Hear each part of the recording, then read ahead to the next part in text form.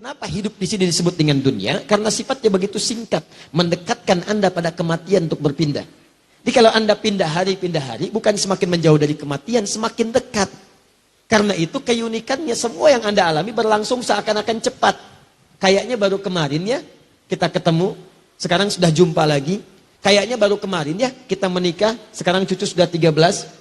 Kayaknya baru kemarin ya, kita sekolah SD, sekarang sudah sama-sama bekerja di tempat yang sama. Kayaknya baru kemarin, itulah dunia. Karena itu, sifatnya pun hanya akan terjalani lewat 5 aktivitas kalau dirasakan menyenangkan. Semua yang menyenangkan di dunia ini, sifatnya singkat dan dekat, itu cuma 5 hal. 5 inilah yang sering menjebak kehidupan manusia. Sehingga dia tidak punya persiapan bekal untuk mencapai keabadian akhirat yang selanjutnya. Apa yang pertama? Tadi. Ada orang yang senang bahagia ketika terlibat dalam permainan. Main senangnya. Ada yang di olahraga, ada yang tadi saya sebutkan. Sudah banyak contohnya. Dan mereka menikmati itu.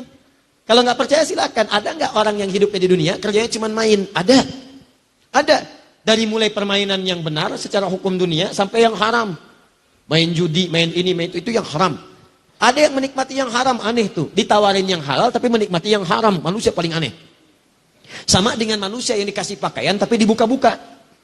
Kan sering-sering sampaikan, sifat pakaian itu dipakai supaya nutup. Udah ditutup dibuka. Kan manusia aneh itu. Pakaian itu fungsinya untuk menutup. Begitu Anda pakai malah dibuka. Ada yang disobek lagi. Ya, kalau cuma mau buka pakaian, ada yang lebih hebat namanya hewan. Dan hewan itu kalau dipakai pakaian, dikasih pakaian risih dia.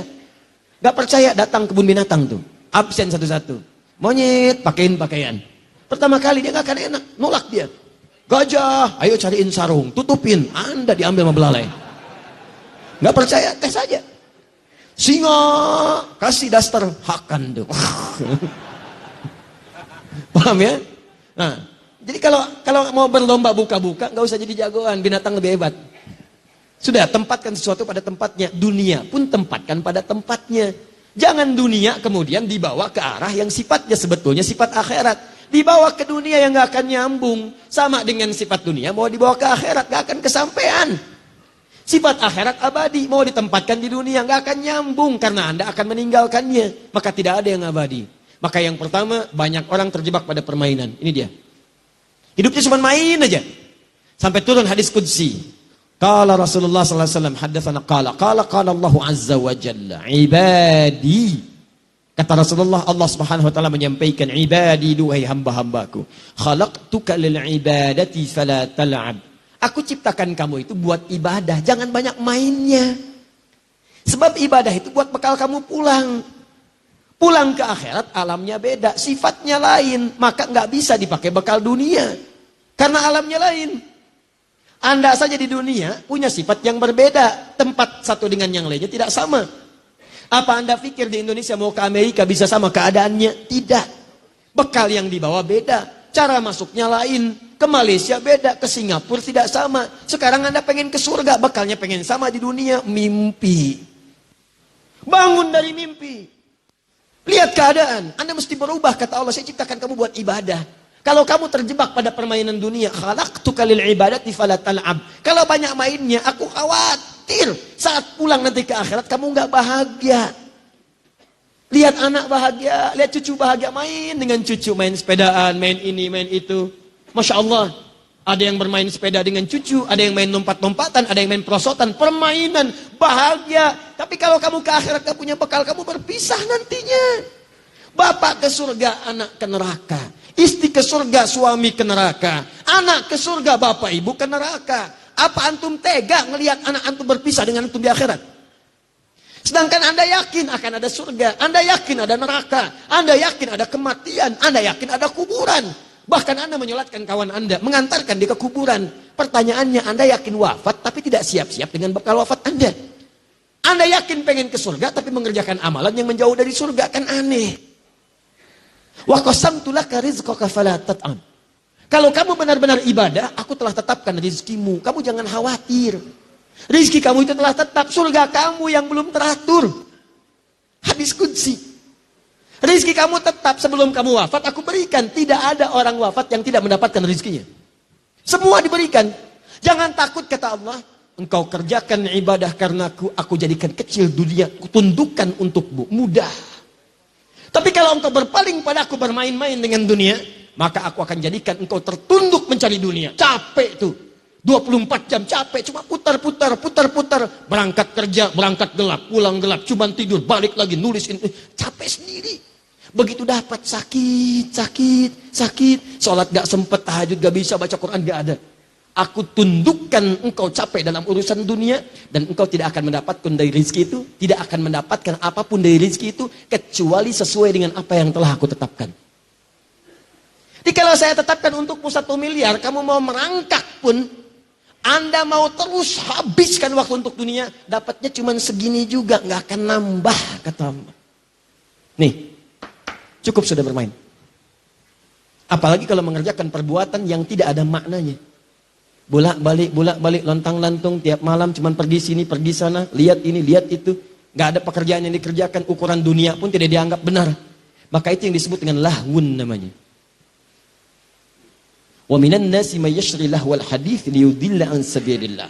Awas, innamal hayatud dunya. Awas, i'lamu annamal hayatud dunya la'ibun wa lahwun. Sesuatu yang tidak ada manfaatnya. Awas, hati-hati, maaf. Lahwun tuh yang tidak ada manfaat, gak ada isinya. Ngobrol sana sini gak ada isinya. Cerita-cerita gak ada isinya. Daripada lisan dipakai cerita gak ada isinya, kenapa gak bisa dipakai baca Quran? Kenapa gak dipakai zikir? Apa Anda sibuk membuat tertawa orang lain sehingga satu saat Anda ditertawakan? Ayo silahkan sibuk bikin tertawa orang. Bikin cerita ini, bikin cerita itu, semua. Sampai laki-laki jadi perempuan, perempuan jadi laki-laki. Begini, begitu. Demi Allah saya katakan, ayo luaskan rumah Anda. Ribuan hektar, kalau bisa bangun, ayo silahkan. Begitu Anda meninggal, lihat tempat meninggal Anda. Sekali-sekali main ke kuburan. Supaya Anda tahu tempat berpulang Anda cuma segitu tuh. Cuma 2 meter, cuma 3 meter. Sekarang Anda luaskan urusan dunia, Anda nggak punya perbekalan sampai ke akhir. Silahkan main-main, silahkan. Bikin tertawa, dan satu saat Anda akan ditertawakan oleh orang lain. Silakan. Duhai Anda yang senang ngobrol-ngobrol, cuman ngobrol, gak jelas yang dibicarakan. Cuman kumpul-kumpul, bicara ini itu, gak ada maknanya, gak ada manfaatnya. Cuman kumpul-kumpul aja, cuman ngobrol-ngobrol aja. Nih lahwun namanya. Gak ada nilainya. Anda gak punya nilai sisi Allah Subhanahu Wa Taala. Dan uniknya ada orang-orang yang menikmati itu. Dan dia bahagia dengan itu. Kumpul, cuman ngobrol aja. Ada yang merokok, ada yang ngisap sisa, ada yang ini itu, ada yang macam-macam. Cuman buat ngobrol aja, dan uniknya dia menikmati itu. Kalau Allah sebutkan itu ada, itu pasti terjadi dalam kehidupan. Demi Allah saya katakan, ada yang menikmati permainan, ada. Ada yang menikmati yang seperti ini yang gak ada manfaat, banyak. Dari perempuan sampai laki-laki. Berapa banyak perempuan kumpul-kumpul cuma untuk ngobrolin orang. Dari sejak zaman dulu sampai sekarang, Bu, dari zaman Nabi Yusuf, sosialita yang senang kumpul-kumpul itu udah banyak. Apa Anda nggak baca surat Yusuf? Ketika kemudian mereka berkumpul-kumpul bikin gosip di rumah perempuan istrinya Al-Aziz itu, sampai mengatakan, duh, istri pembesar kok selingkuh ya? Cuman buat ngobrolin itu aja. Kedengaran sama pembesar, diundang, begitu diundang masuk. Yusuf keluar. Tuh, Yusuf ganteng-ganteng Nabi. Orang sekarang ganteng-ganteng serigala. Bayangkan. Yusuf tuh. Dia orang dulu tuh lebih pas, orang sekarang nggak ada kreativitasnya. Keluar Yusuf, begitu keluar. Wa qulna hasya lillahi ma hadza basyara in hadza illa malakun karim. Ini sih bukan malaikat, bukan manusia. Ini bukan manusia, ini malaikat yang menyamar dalam rupa manusia. Wa qata'na aydiyahunna, tanpa sadar mereka sedang mengiris buah itu, teririslah kemudian tangannya. Masya Allah. Nabi Yusuf ganteng, Nabi tawadu. Dilihat oleh orang, tasar sampai teriris tuh. Dan tidak sombong. Antum bukan Nabi, Rasul bukan. Ganteng antum tidak seganteng Nabi Yusuf. Ibu-ibu lihat antum gak kepleset. Kenapa antum tidak merasa dekat dengan Allah? Coba lihat. Yang mau saya sampaikan, kalau cuma kumpul-kumpul, ibu ketinggalan telat, Bu. Zaman dulu udah ada. Nabi Yusuf itu udah lama lahirnya. Udah lama. Ibrahim alaihissalam. Ibrahim melahirkan Ishak. Ishak melahirkan Yakub. Yakub melahirkan Yusuf. Di Yusuf keturunannya dari Yakub, dari Ishak, ketiga dari Nabi Ibrahim alaihissalam. Nabi Ibrahim alaihissalam ke Nabi Muhammad 30 generasi. Satu generasi bisa ribuan tahun. Muhammad bin Abdullah bin Abdul Muttalib bin Hashim bin Abdul Manaf bin Qusay bin Murrah bin Kilab bin Ka'ab bin Ghalib bin Fihir bin Malik bin Nadar bin Kinana bin Khuzaimah bin Mudrikah bin Ilyas bin Nizar bin Mudar bin Ma'ad bin Adnan bin Addi bin Adri bin Muqawwam bin Nakhul bin Tarih bin Ya'rab bin Yasub bin Nabit bin Ismail alaihissalam bin Ibrahim alaihissalam. 30 generasi. Ulangi.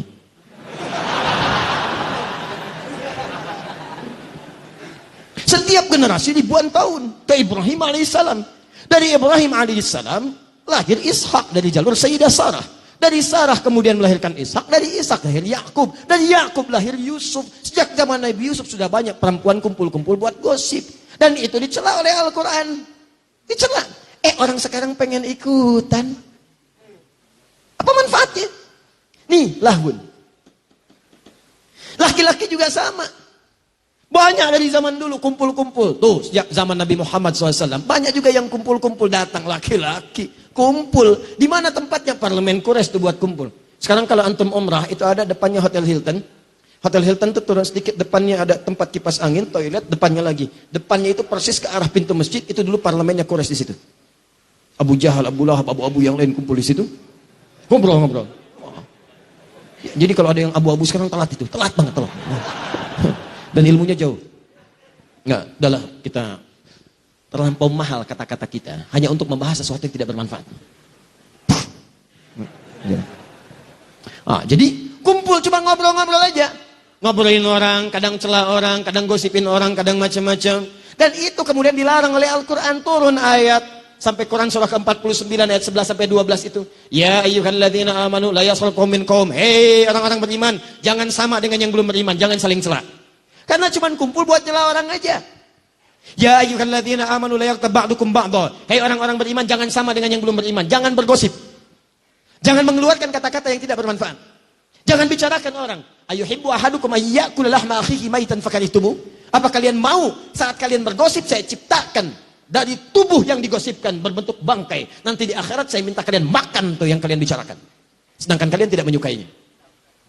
Bonusnya, bonus keburukannya, begitu dibicarakan pindah pahalanya pada orang itu. Anda tidak taklim sekarang. Kemudian Anda bicarakan orang. Datang taklim, keluar Anda bicarakan. Rugi dia ya nggak sama kita hari ini? Iya ya, mungkin terlampau soleh dia ya. Sampai gak ikut taklim? Iya. Itu begitu Anda sampaikan kalimat itu, pahala taklim Anda pindah ke orang itu. Gabung satu orang lagi. Kenapa? Itu? Iya nggak nyangka dia, nyangka. Pindah lagi. Di sini orang bilang, alhamdulillah saya tidak. Kenapa? Tidak seperti 3 orang itu tuh Ustadz. Mereka itu bicarain orang aja bisanya. Nggak bagus ya Ustadz ya. Memang mungkin mereka belum dapat hidayah. Pindah Pak. Pindah. Itulah namanya. Saya tanya pada Anda. Ada sekarang orang cuman kumpul-kumpul buat ngobrol yang tidak bermanfaat. Ada sampai dibikin acara. Tuh lihat di TV itu. Yang paling dahsyat itu kok bisa ada orang mau dibuka kehidupannya. Datang ke kamarnya, dibuka ini tempat tidurnya macam-macam. Wah, perampok tuh senang banget. Dibuka semuanya. Bangun jam sekian, baru bangun tidur udah kelihatan wajahnya. Apa Anda nggak punya privasi dalam kehidupan? Apa mau dibicarakan orang semuka bumi? Begitu tampil kan Anda kelihatan orang semua. Apa tidak mau Anda menjaga privasi Anda? Apa senang dibicarakan baru bangun tidur kelihatan? Ternyata ganteng-ganteng belekan ya. Ternyata tempat tidurnya pink ya. Dan seterusnya. Nih lahun. Sekarang bertransformasi jadi acara yang seakan-akan dinikmati. Dan perhatikan ratingnya tuh tinggi. Ratingnya tinggi. Berarti ada orang-orang yang salah orientasi dalam kehidupan dunianya. Dia hanya peduli dengan sesuatu yang seakan-akan nikmat. Padahal sifatnya fata morgana. Ini berbahaya. Bahaya. Coba lihat tuh yang kayak gitu tuh masuknya di prime time. Begitu ceramah. Jam 3 malam. Siapa yang lihat? Kuntilanak. Ada perempuan baju putih naik delman sado kalau di Bandung. Pak, pada kemana? Cikaso. Diantarin tuh sampai di rawa-rawa dulu turun. Begitu turun ngasih 20.000 pergi orangnya. Udah jauh sekali berubah jadi daun kering. Wah, dasar kuntilanak teh. Balik lagi orangnya kuntilanaknya daripada emang tukang sado. Udah, 3. Udah. Nah, lama-lama nanti jadi salah lahun. Ya. Nah, ini teman-teman. yang tidak bermanfaat. Ayo, mulai sekarang coba. Maksud saya begini, acara-acara tuh yang nggak betul-betul, yang sifatnya nggak ada manfaatnya, list, coret, dah coret. Tayangan TV masuk kategori ini, coret. Radio masuk kategori ini, coret. Ini masuk kategori ini, coret. Kenapa? Ketika Anda menikmati itu, Anda punya dua kerugian. Satu, waktu Anda habis tidak sempat dipakai ibadah. Yang kedua, nggak sadar Anda ngumpulin dosa. Dan dosa itu kalau sudah terjadi, dia akan narik pahala. Karena rumusnya begini, ada pahala, ada dosa. Begitu dapat pahala, langsung menutupi dosa. Kalau Anda semakin hari banyak mengumpulkan dosa, ini habis terkeruk pahala Anda. Selesai. Wazinatun, zina. Gaya-gayaan, memperbaiki penampilan. Silakan cek. Sekarang berapa banyak orang itu tampil mencari pekerjaan hanya untuk gaya. Update status. Meningkatkan status sosial dalam kehidupan. Bahkan ada peribahasa sekarang. Handsome itu tidak penting, yang penting handphone. Status naik. Lain sekarang orang penghormatan ditentukan oleh status. Bukan nilai-nilai kebaikan yang positif. Dulu tuh kebaikan positif itu yang menentukan, sekarang agak beda. Statusnya kalau makin kaya, makin dihormati. Makin populer, makin dihormati. Makin nyeleneh, kadang-kadang juga makin dihormati. Maka kadang-kadang yang paling berbahaya, ada orang mempertahankan statusnya demi gayanya. Maka yang seperti itu akan menjadikan kehidupannya sulit. Ingat baik-baik. Ingat baik-baik, ada sementara orang yang menikmati tampil dalam bergaya. Dia cuma senang begitu aja dan nikmat kelihatannya. Lihat, Masya Allah, pakai mobil ini. Dan dia merasa nikmat. Padahal kata Al-Quran, nih, itu mata'ul ghurur. Kesenangan sementara yang menipu. Begitu Anda terangkat, seakan-akan dunia datang kepada Anda. Begitu hilang popularitas Anda, ini yang jadi persoalan. Zinatun gaya. Dalam fisika, hukum gaya berbanding lurus, hukum Pascal dengan tekanan. Rumusnya F berbanding lurus dengan P. Gaya berbanding lurus dengan tekanan. Semakin banyak gaya, semakin tertekan. Jadi kalau orang, persoalannya, kalau sudah kehilangan sumbernya, energinya udah nggak ada nih untuk dorong gaya nih. Bahannya udah nggak ada, supportnya nggak ada, uangnya nggak ada. Tapi gaya masih dipelihara, maka tekanan akan muncul di sini. Itulah yang menjadikan bahkan diri Anda bisa dijual pada orang lain. Dan seterusnya. Dan yang seperti itu kita doakan. Bawa lagi kepada kebaikan, bukan diolok-olok. Ini ada orang sedang merasakan susah. Dia langsung ditampakkan supaya berubah. Allah tampakkan itu karena Allah sayang kamu berubah. Jangan sampai kamu meninggal dalam keadaan demikian, kamu tobat. Anda malah membantu dia untuk merenungkan dan mendalami apa yang dia rasakan, sehingga seakan-akan dia merasakan gak ada guna dalam kehidupan. Itu angkat, bukan didorong dengan hal keburukan. Ada yang bikin parodi, ada yang bikin jualan roti 80 juta. Apa yang udah dapat? Untuk apa?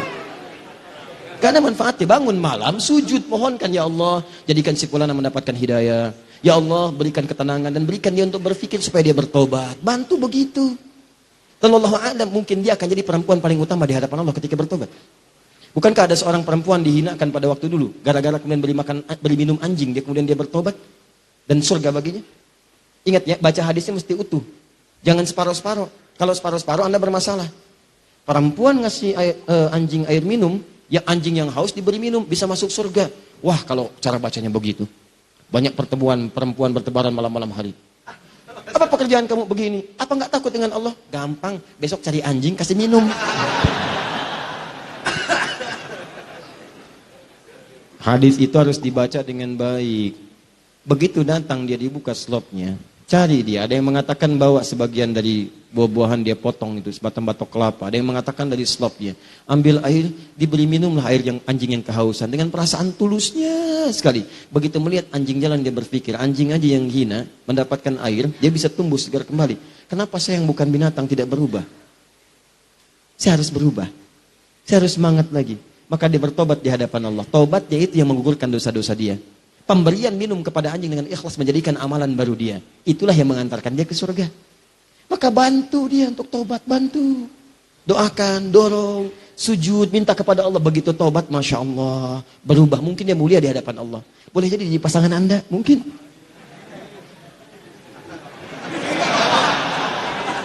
Masya Allah.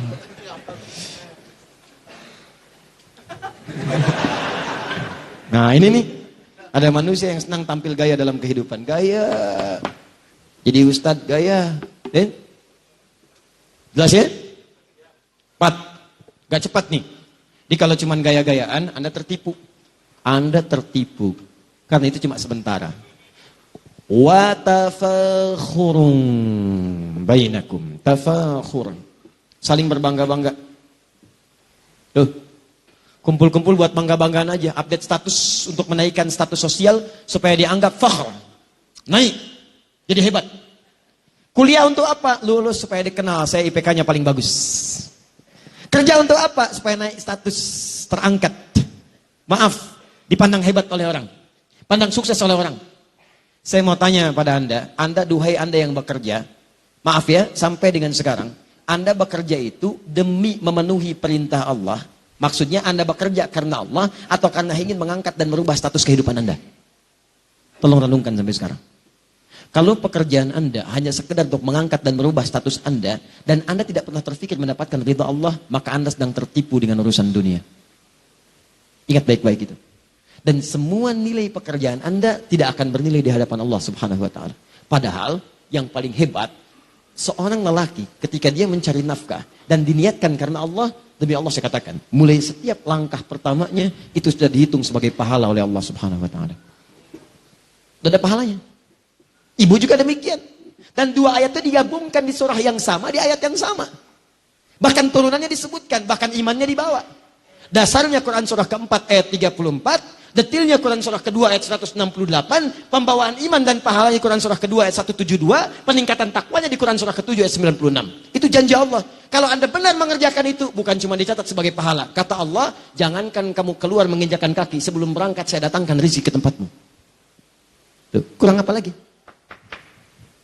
Kelima, watakathurun fil amwali wal aulad. Ini yang paling banyak, nomor 5 ini.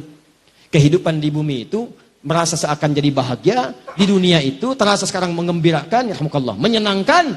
Kalau apa? Kalau harta itu bisa bertambah. Keturunan itu bisa bertambah, harta dan keturunan. Lomba nih. Harusnya lombanya urusan akhirat, nih lombanya memperbanyak harta urusan dunia. Takatsur. Memperbanyak. Fil amwal, harta. Silahkan cek ya. Maaf sekali, yang ini lebih banyak sekarang nih. Hampir semua profesi. Silahkan cek. Yang kerja ngumpulin harta.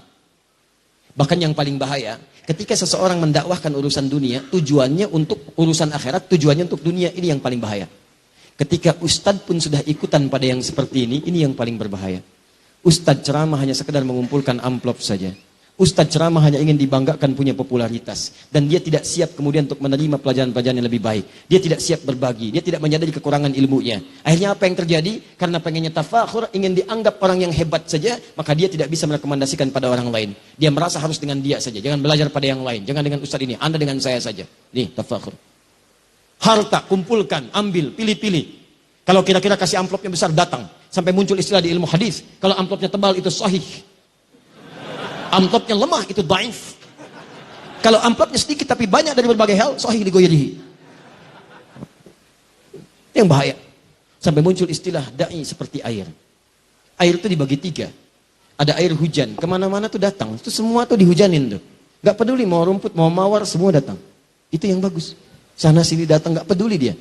Mau dikasih urusan dulu, gak ada. Karena kontraknya dengan Allah, bukan dengan manusia. Manusia itu kecil lah. Karena nilainya. Jangan takut dengan dunia. Demi Allah saya katakan, rezeki kita tuh udah diatur, jangan takut.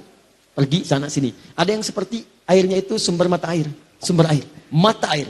Dia udah nggak bisa kemana-mana, cuman orang datang ke situ. Datang, minta sanad, minta ini, minta itu, masya Allah. Itulah sumber air, mata air. Yang ketiga itu yang paling bahaya, ulama air pam. Dai air pam, yang kalau nggak dibayar, rekeningnya nggak muter. Kerannya nggak muter tuh, kerannya nggak muter. Ini yang bahaya. Nah. Sekarang coba renungkan, betapa banyak orang merasa bahagia karena hartanya itu terkumpul banyak. Sekarang ukuran bahagia harta. Sekarang ukuran bahagia kalau punya pasangan yang ideal. Muncul di majalah, di update, dilihat, kelihatannya ini yang paling bagus, senang. Sehingga punya keturunan, itu kan? Yang paling membahagiakan ketika Anda kepelaminan, wal aulad. Bagaimana bisa punya aulad kalau nggak ada pasangan? Yang membahagiakan ketika Anda punya status, handphone baru, rumah baru, mobil baru, foto, ceklik, update. Sekarang begitu. Itu fata morgana. Itu fata morgana. Bahkan ada yang sudah paham fata morgana, masih diupload juga. Ceklik di fotonya. mobil baru walaupun cuma Fata Morgana. Susah manusia begitu.